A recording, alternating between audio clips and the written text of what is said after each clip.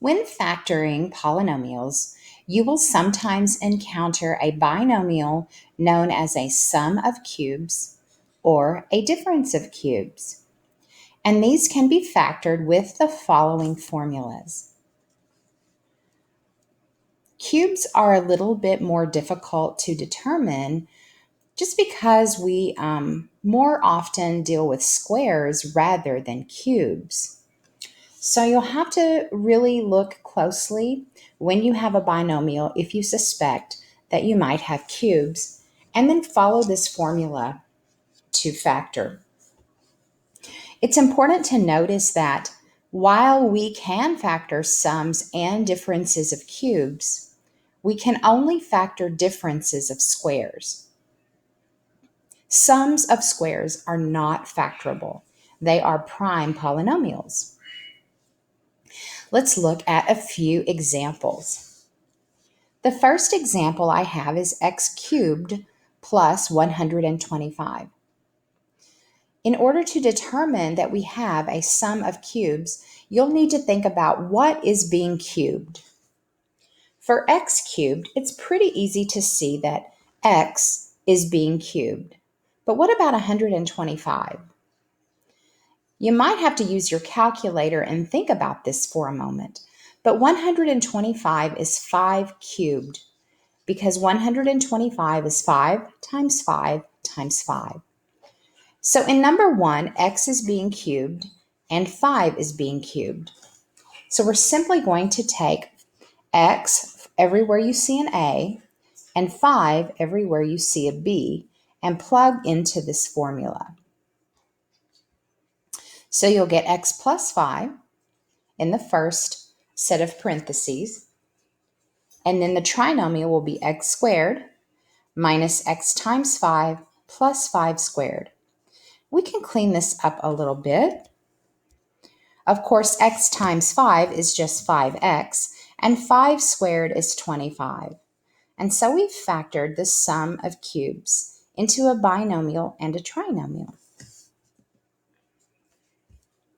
In the second example, I have a difference of cubes.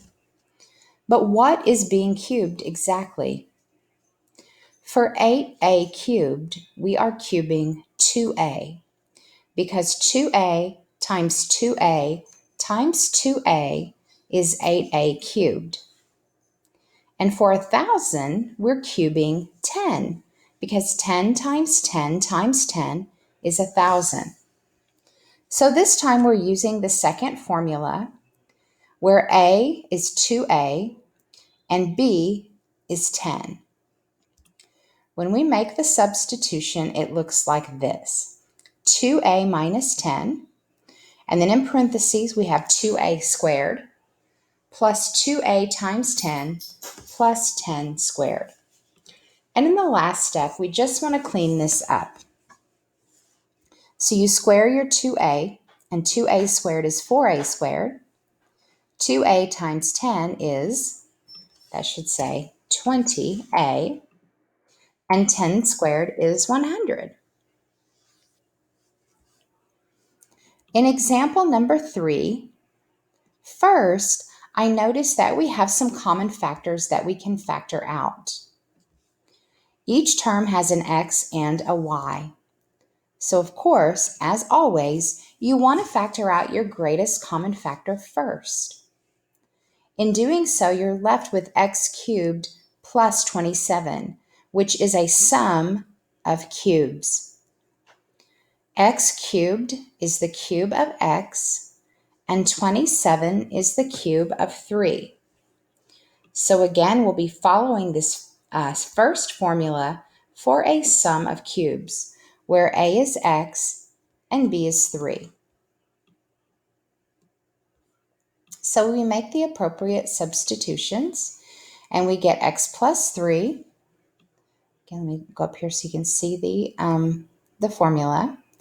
And then we square x minus x times 3 plus 3 squared. And we just clean that up a little bit. X times 3 we would call 3x, and 3 squared we would call 9. And so in number 3, we have fully factored this polynomial. Let's do one more. First, we factor out the greatest common factor, and the greatest common factor between these two is simply the number 2. So I factor out a 2. I'm left with m to the 6th power minus 64n to the 3rd. These are cubes. M to the 6th power is the cube of m squared, because m squared times m squared times m squared is m to the 6th power.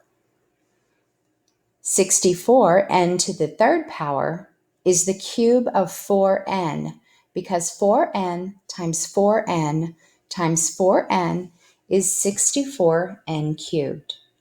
So we take m to the 2nd and 4n and substitute those into this formula.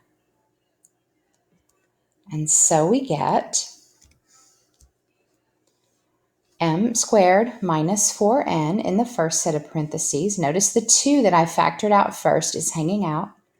Then I square this term, m squared. Then I multiply m squared times 4n for this term. And this should be a plus, not a minus. And then finally, I square 4n. So m squared squared is m to the 4th. And m squared times 4n, I might write as, let me put a plus sign there since I fixed that.